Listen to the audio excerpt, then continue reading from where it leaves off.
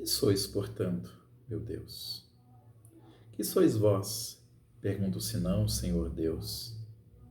E que outro Senhor é além do Senhor? Outro, que outro, além do nosso Deus? O Deus tão alto, tão excelente, tão poderoso, tão onipotente, tão misericordioso e tão justo, tão oculto e tão presente, tão formoso e tão forte, estável, incompreensível, imutável, e tudo mudando, nunca novo, nunca antigo, inovando tudo e cavando as ruínas dos soberbos, sem que eles o advirtam, sempre em ação, sempre em repouso. Tudo bem, pessoal? E aí, espero que estejam bem. Bom, esse é um texto de um filósofo cristão chamado Santo Agostinho, né? Seu pensamento está aí presente mais ou menos no ano de 300, né? 360, 350, depois de Cristo. Né? E o pensamento dele influenciou muito o desenvolvimento do cristianismo naquele período. Esse texto, estritamente, ele é um relato de um poema, de uma súplica, né? Onde ele descreve essa relação com Deus, como que ele vê Deus, né? O tema da aula hoje que eu quero propor para nós é sobre sagrado, né? E eu já pergunto para você, o que é sagrado? Eu lembro quando nós éramos criança, se alguém mexesse ou falasse mal da mãe da gente, a gente brigava com aquela pessoa. Falava, ó, não fala mal da minha mãe, porque minha mãe é sagrada. Ou seja, existia essa separação. E aí, quando eu vou conceituar o termo sagrado, eu posso pensar justamente como uma relação com algo onipotente, algo supranatural. Ou seja, é uma experiência com algo que está além da minha natureza ou da natureza em si. Está além da natureza. E aí, ou um ser mais forte, onipotente, onipresente, ou seja, tem todos esses atributos. Ou seja, e aí nesse sentido, eu posso pensar o sagrado como o ente propriamente em si, né? Por exemplo, quando eu penso em Deus ou deuses, porque existe várias denominações, né? Vários nomes dados a a Deus, a esse ente, né? E aí eu vou dizer, olha, isso é sagrado, isso é sagrado. É claro que aí tem um relativismo no tratar de cada denominação, de cada religião, de cada prática religiosa. Mas em si é isso. E aí esse ele é sagrado por ele mesmo, porque ele se basta, a sua onipotência se basta a si mesmo. E aí nós temos as coisas sagradas, os seres sagrados, né? Descendo na escala, né? Anjos e querubins, a coisa toda. E quando a gente vem para esse plano, que é o nosso, a gente pode dizer coisas sagradas, por exemplo, um templo é algo sagrado, né? Existe ali um espaço sagrado, entendeu? Por quê? Porque lá, de alguma forma, acontece, se dá essa relação entre o natural e o sobrenatural, né? Um animal, por exemplo, vamos pensar na questão da Índia. Na questão da Índia, a vaca é um ser sagrado, né? Uma coisa sagrada, por exemplo, os católicos usam terços, então aquilo ali tem um valor sagrado. As imagens, né? E aí é interessante o seguinte, isso não é a divindade propriamente dito, mas ele é um ícone, ele aponta, como dizer, ele é instrumento dessa relação com o sagrado, né? Lembrando que sempre essa relação ela aponta para algo sobrenatural, né? Algo que está além do aspecto, né?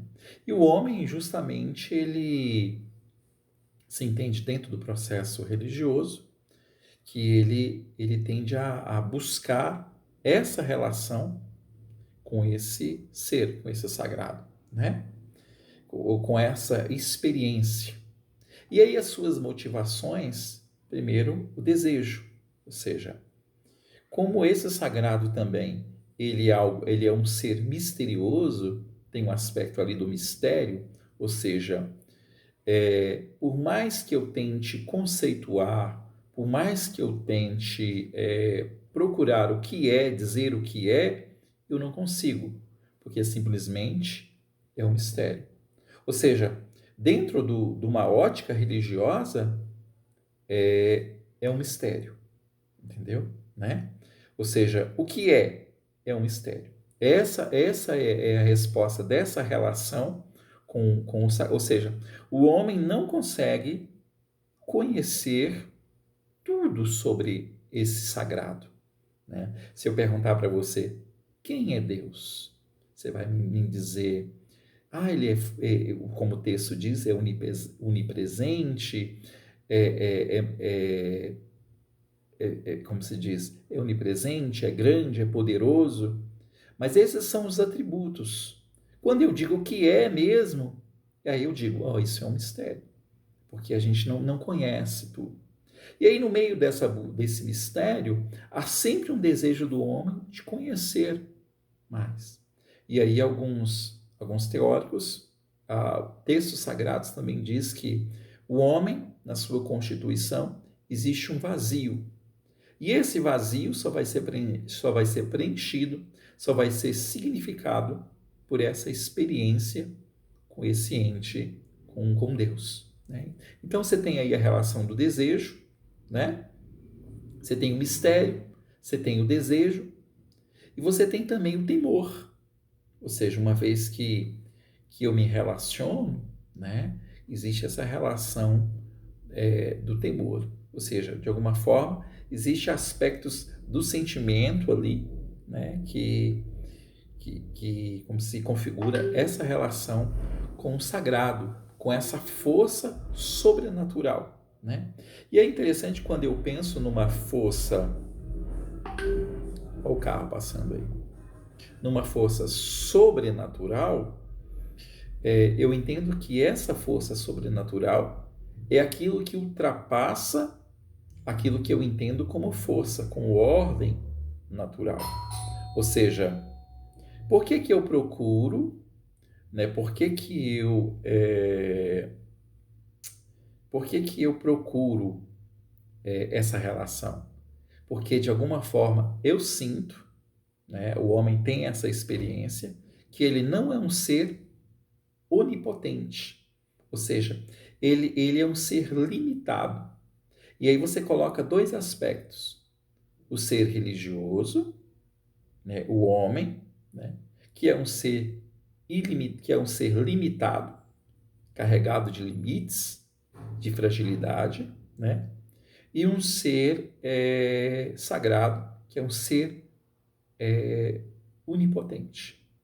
E aí, quando o homem procura essa relação, ele procura justamente na sua prece, na sua oração, no seu culto, ajuda para aquilo que ele não consegue realizar por ele mesmo. E aí nós temos promessas, votos, ou seja, a pessoa de alguma forma ela faz esse processo buscando dessa relação com o sagrado algo que ela não consegue por ela mesma, porque se entende que essa relação com o sagrado é algo sobrenatural, que está além da ordem natural das coisas, né? Dessa forma, né? E aí nós temos, né, o porquê, né, o porquê dos cultos, o porquê das reuniões, né, esse aspecto. Tem outros aspectos, né, o psicossocial, mas aí nós temos esse, dentro do conceito de sagrado, a gente tem essa relação, né? Ou seja, e aí dentro desse aspecto sagrado, nós temos essa relação de separação, ou seja, o que acontece? Aquilo que é sagrado é sagrado porque é separado, né? Ele é separado do mundo. Ou seja, o mundo, nesse aspecto, nós temos dois conceitos: o conceito sagrado e o conceito profano.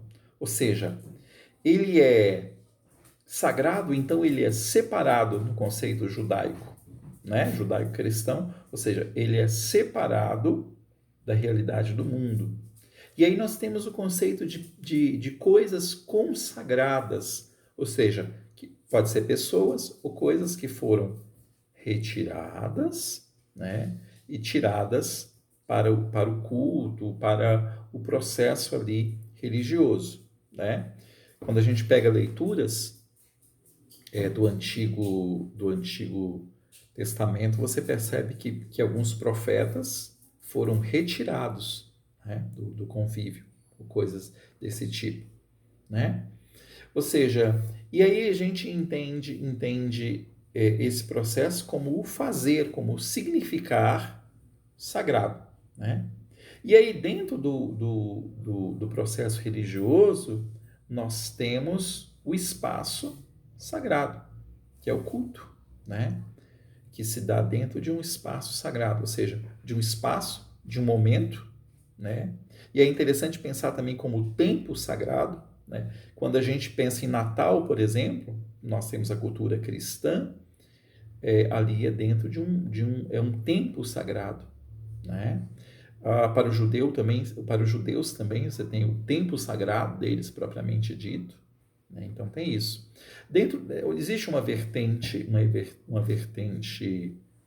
evangélica, que eles são chamados adventistas do sétimo dia.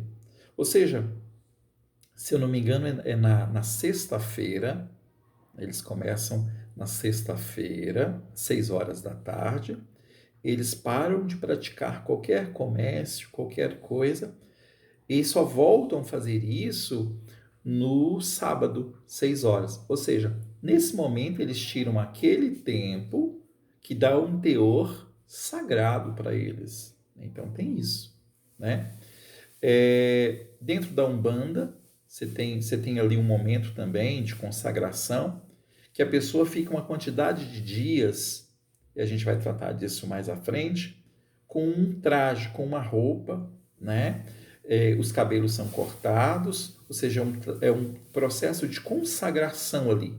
Naquele momento, aquele tempo se tornou sagrado, porque ele conecta, porque ele religa com a divindade, né? Então seria isso que a gente traz na nossa conversa de hoje, né? O texto que eu li aqui justamente traz o filósofo, né? Ele é tido como santo dentro do mundo católico, Santo Agostinho, nessa relação comunicando e descrevendo aquilo que para ele, depois que ele tem uma experiência de conversão, porque vale a pena estudar a história dele, depois por curiosidade, tem filmes no YouTube que é interessante olhar, você tem o modo que ele passa a enxergar. Ou seja, então aí a gente entende que quando o homem se relaciona com o sagrado, ele ressignifica a vida dele, ele dá novos rumos. E aí o interessante é a gente pensar o seguinte: o sagrado ele é só algo bom? Não. Porque aí você tem entidades dentro do universo das crenças.